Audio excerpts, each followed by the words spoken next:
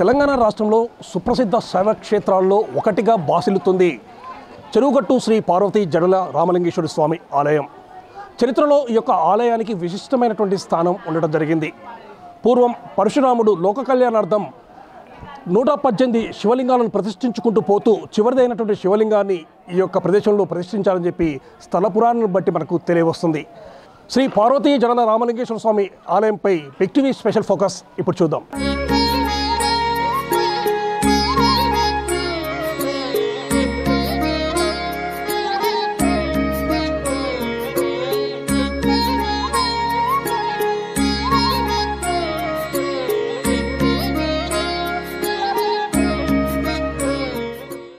శ్రీమద్భార్గవరామ నిర్మిత మహాదివ్యాలయే సంస్థితం నిహారాచల కన్యకార్ధవపుషం బాలేందురేఖాధరం బ్రహ్మేంద్రాచ్యుత సేవ్యపాదజలజం సద్భక్తకల్పద్రుమం సేవే సుందర ఇక్షుశైల నిలయం శ్రీరామలింగం భజే. ఈ యొక్క త్రేతాయుగంలో పరశురాముడి చేత ఈ గుహాలయంలో ప్రతిష్ఠింపబడి అనేక సంవత్సరములు పరశురాముడి యొక్క తపస్సు చేత ఆ స్వామివారు పరశురాముడు స్థాపించినటువంటి స్వామివారి మూర్తి దినదినము వృద్ధి చెంది అతను తపస్సు చాలించి చూచేసరికి అతనికి ఆ స్వామివారి మూర్తి చాలా విశాలంగా పెద్దగా కనిపించడం జరిగింది. ఆ యొక్క పరశురాముడు ఈ మూర్తి నేను స్థాపించింది కాదేమో, దీన్ని భిన్నం చేస్తాను, తొలగిస్తాను అని ఆ యొక్క శిరస్సు భాగంలో స్వామివారి శిరస్సు భాగంలో కాటు పెట్టేసరికి ఆ పరమశివుడు ప్రత్యక్షమై, పరశురామ ఈ గుహాలయం లోపల ప్రతిష్ఠించి అనేక సంవత్సరములు నా గురించి విశేషమైనటువంటి తపస్సు చేసినటువంటి నీ పుణ్య ఫలితం వల్ల ఈ స్థలంలో నేనే వెలిసి ఈ యొక్క స్వామివారి మూర్తి వృద్ధి చెందింది అని ఆ యొక్క పరమశివుడు పరశురాముడు చెప్పినట్టుగా స్వామివారి స్థల పురాణం. అంతేకాకుండా నీ తపస్సు ద్వారా ఇక్కడ వెలిసినటువంటి నేను కలియుగంలో మానవులకు కావలసిన ధర్మ అర్థ కామ్యములను అనుగ్రహించి మోక్షాన్ని ప్రసాదించడానికి నీ తపస్సు ద్వారా ఈ స్థలంలో వెలిశాను అని ఆ యొక్క స్వామివారు పరశురాముడికి చెప్పినట్టుగా స్వామివారి ప్రతీతి. అంతేకాకుండా స్వామివారికి శిరోభాగంలో ఆ యొక్క కాటు కనిపిస్తుంది, అది పరశురాముడు పెట్టినట్టుగా పూర్వం నుండి చెప్పబడుతుంది.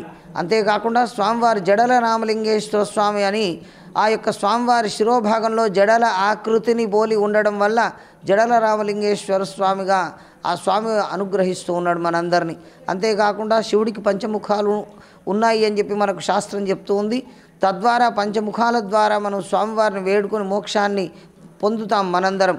అదేవిధంగా సద్యోజాత వామదేవ అఘోర ఈశాన తత్పురుష అనేటటువంటి పంచముఖముల చేత స్వామివారు పూజింపబడి మనందరినీ కూడా లోకంలో ఉన్న సకల జీవులను మానవులను అందరినీ కూడా మోక్షాన్ని ప్రసాదిస్తున్నాడు. అటువంటి స్వామివారు ఈ క్షేత్రంలో పరశురాముడు ప్రతిష్ఠించబడినటువంటి మూర్తి పశ్చిమాభిముఖంగా పడమరముఖంగా ఉండడం వల్ల ఆ అఘోర స్వరూపంలో ఉండేటటువంటి శివుడి యొక్క తేజస్సు ఆ స్వామివారి మూర్తిలో ఉండడం, దానికి నిదర్శనంగా ప్రతి అమావాస్యకు లక్షలాది మంది వచ్చి స్వామివారిని దర్శించుకొని తరించడం, ఈ స్వామివారి దయ వల్ల మాకు సంతానం కలిగింది, మాకు ఆరోగ్యం బాగుపడింది, మేము చక్కగా ఆ స్వామివారి అనుగ్రహం వల్ల వృద్ధి పొందాము అని చెప్పి నిరంతరం ఈ స్వామి మాకు ఇలవేల్పు అని చెప్పి కొలుస్తూ ఉన్నటువంటి ఈ దివ్యమైనటువంటి ఇక్ష్వాద్రి అంటే చెరుకు గట్టు అనే పేరు సార్థకమైనట్లుగా చెప్పబడుతుంది.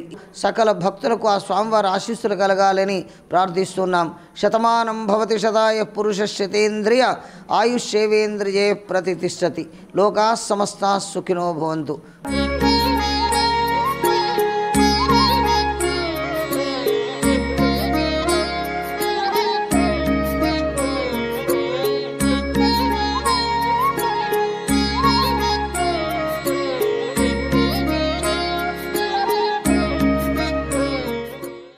ఎంతో మహిమాన్విత చరిత్రను తనలో ఇముడ్చుకున్నటువంటి ఈ యొక్క ఆలయానికి పెద్ద సంఖ్యలో భక్తులు పోటెత్తుతుంటారు. ముఖ్యంగా అమావాస్య రోజుల్లో ఈ యొక్క ఆలయానికి లక్షల సంఖ్యలో భక్తులు తరలి వస్తూ ఉండడం జరుగుతుంది. అయితే వస్తున్నటువంటి భక్తులకు సరైనటువంటి సౌకర్యాలు కలిగించడంలో మాత్రము దేవాదాయ శాఖ అధికారులు విఫలమయ్యారు అని చెప్పేసి విమర్శలు కూడా పెద్ద ఎత్తున వినిపిస్తూ ఉండడం జరిగింది. సో ఇప్పటికైనా ప్రభుత్వం ఈ యొక్క ఆలయంపై ప్రత్యేక శ్రద్ధ పెట్టి వస్తున్నటువంటి భక్తులకు సంబంధించి ఎలాంటి అసౌకర్యాలు కలగకుండా చూడాలని చెప్పేసి బిగ్ టీవీ కాంక్షిస్తూ ఉండడం జరిగింది. చెరువుగట్టు ఆలయం నుండి కెమెరా రవితో పుల్లారావు, బిగ్ టీవీ.